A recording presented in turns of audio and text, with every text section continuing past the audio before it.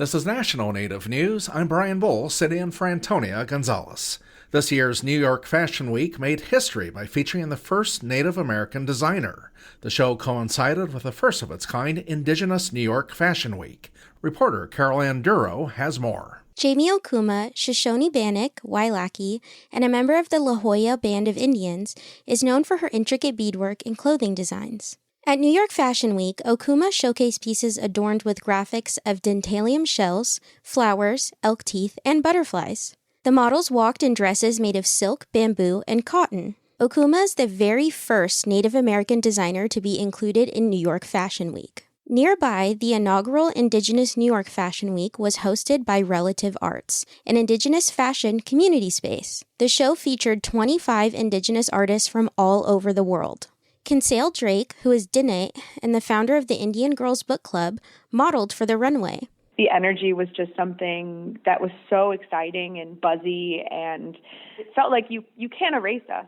We're here, and now we're also in New York on Lenape land. Drake points out how Fashion Week has long included tribal designs. We saw recently a rise of Americana or Western fashion, which derives from these Southwest aesthetics that are Indigenous. Details about the next Indigenous New York Fashion Week are still to come. For National Native News, I'm Carol Ann Duro.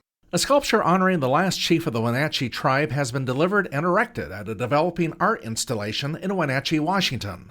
The piece depicts Pequotha Chief John Harmelt, also known as Crow Song, and is made of repurposed metal parts. Sculptor Judd Turner of Eugene, Oregon, was asked to do it for the Tribal Council of Wenatchee, which shows Chief Harmelt on horseback.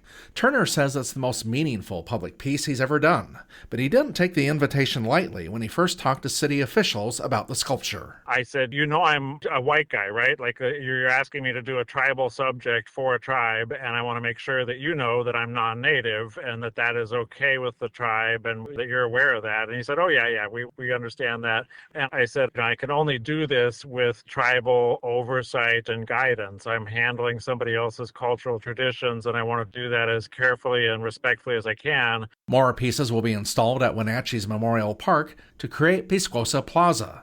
These will be done by Swede Albert of the Colville Confederated Tribes. His pieces will be interpretive signs featuring animals relevant to Wenatchee legends. One of the stories is about two different bears. So I already made a grizzly bear, and then there's a little black bear that I'm making that's going along with it. And then the coyote and the salmon, they go together in one story. There's also a two owls sisters story, and I have two owls made for that.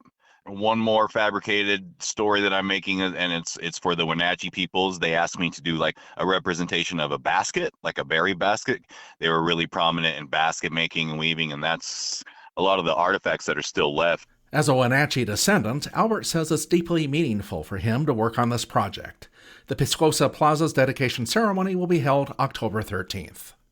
And on this day in 2003, the Canadian Supreme Court handed down a landmark ruling which said the Métis people of current-day Ontario are a distinct Indigenous people with their own customs, identity, and traditions well before Canada became a country and Ontario became a province.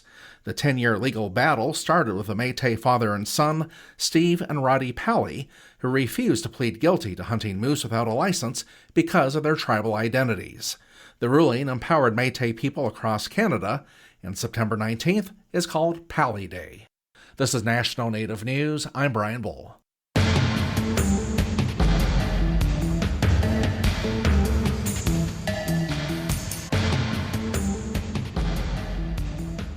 National Native News is produced by Koahnic Broadcast Corporation with funding by the Corporation for Public Broadcasting.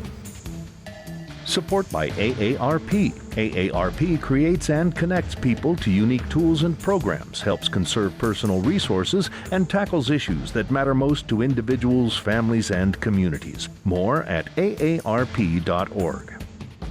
Support by Sonosky Chambers Law, championing tribal sovereignty and Native American rights since 1976. From opioids litigation to treaty rights to tribal self-governance. With offices in Washington, D.C., New Mexico, California, and Alaska. Sonosky Chambers Law.